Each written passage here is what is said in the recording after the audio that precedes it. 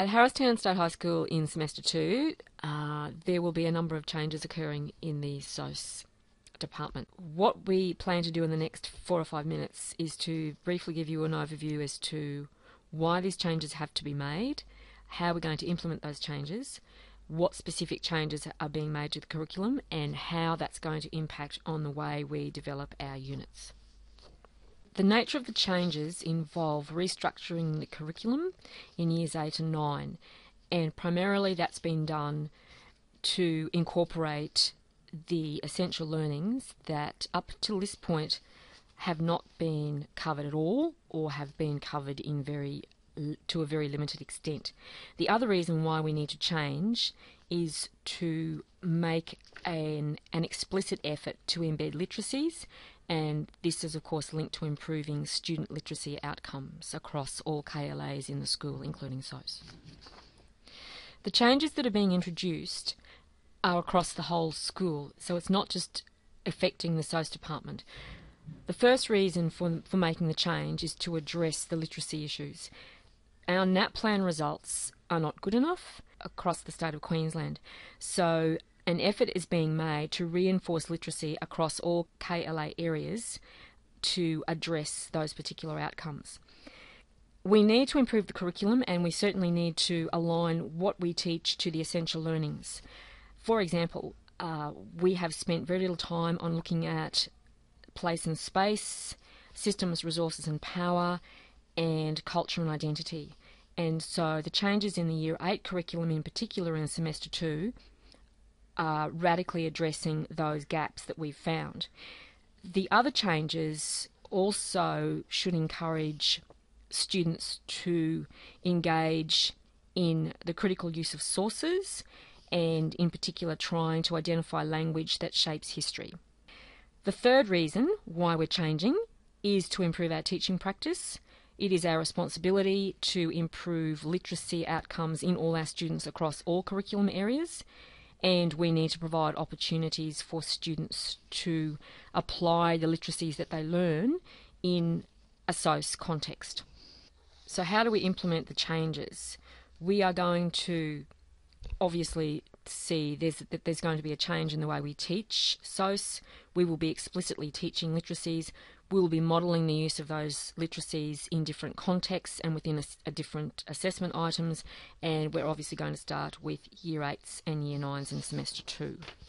As far as Year 8 is concerned, there's been a radical change. We started off in the past with medieval and Renaissance history. This has been changed to examining systems, resources and powers.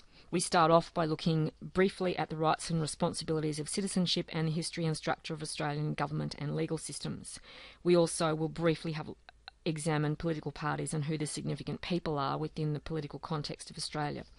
That culminates then in an inquiry topic whereby students are going to be asked to look at the Traveston Dam.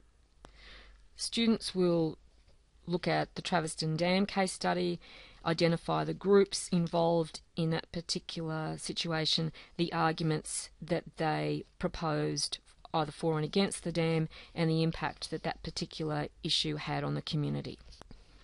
Year 8 Term 4 will look at Indigenous history in Australia in a lot more depth. The curriculum changes to Year 9 SOS are probably not as dramatic. In Term 3, the focus will still be on an introduction to World War I, the conscription issue. However, Term 4, while we will be looking at the impact of World War II, we're going to focus specifically on changes to the position of women and the development of women's rights because of that conflict. One of the major changes is the way in which we develop our units. So we start off by writing the assessment pieces first. Once we've done that, we write the exemplar, and using that exemplar that is an A standard, we identify the text types and the salient language features that we are going to explicitly teach. From there, we develop a unit plan, and we will also model the text construction. One of the things that hasn't changed is the fact that we're going to start off with writing assessment first, and that's simply going to be measuring how the student learns, and it will also ensure that the assessment piece aligns with the essential learnings. Once the assessment piece is written, Then an exemplar is written, which is to an A standard. And that's really important because through writing the particular task, it gives teachers an indication as to the level of difficulty of the task, whether or not it is suitable for the students in the task, and it gives you a better understanding of the types of skills, knowledge, and literacies that students need to complete the task. The advantages of writing an exemplar is that it allows staff to identify the salient language features. For example, teachers will know what specialised language and knowledge students are required to complete the task, and it also identifies the traditional grammar and the functional grammar that needs to be explicitly taught in order for the students to be able to complete the task. This process allows, in unit plans, specific language lessons to be developed in conjunction with specific content that is required.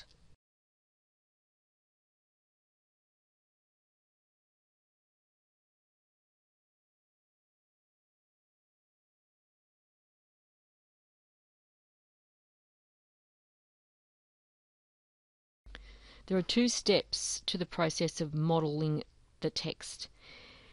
The first step is to actually create a model answer. For example, with the Year 8 unit, the students are being asked to write and present a persuasive speech in the role of a particular interest group or individual involved in the Traveston Dam debate. However, the teaching model that is constructed, the model answer, would be represent the views of an individual or group that were involved in the Franklin Dam debate.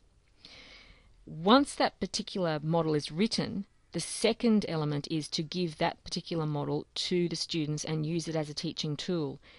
With the model, the students are able to visualise the finished product in terms of the text type and the purpose, but they can also practice identifying the salient language features.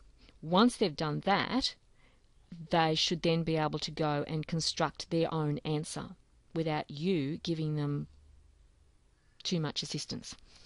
The important thing to remember that our focus is still on our KLA, and that is SOS.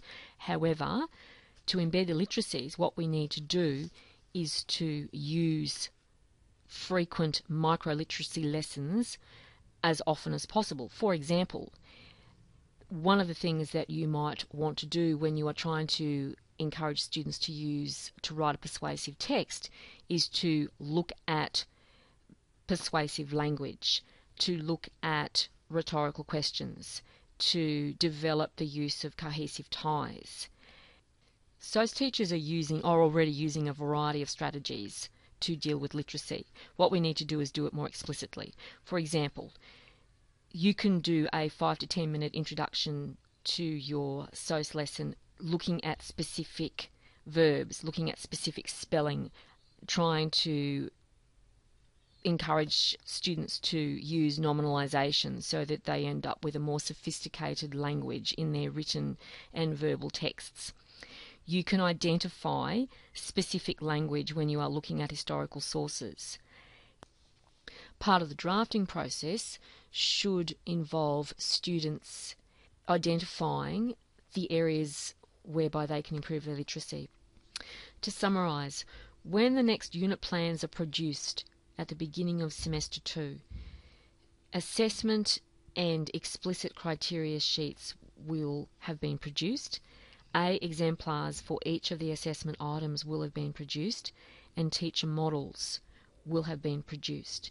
The challenge for you is to ensure that you are familiar with the literacies that have been embedded in those particular tasks and that you are prepared to teach them. This is the space, hopefully, where you can place resources that you've developed in response to these challenges, or it's a space where you can perhaps find some resources put up by other members of staff to help you to teach those literacies.